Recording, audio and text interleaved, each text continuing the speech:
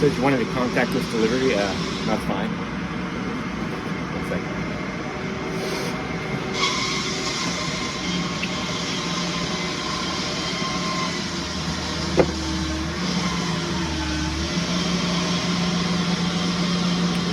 It says on there on the app that you only tipped $4. That's not okay. This is 2024. The new standard is like 25% tips. Without 25% tips, like, we can't really function. You know, we have to get a lot of work done to our engines.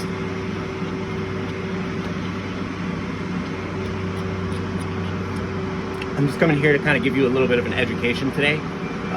It's 25% tips. Okay. Also, you ordered a pineapple with pepperoni pizza. If you order pineapple on your pizza, that's a fruit salad. And order thick crust, not thin crust.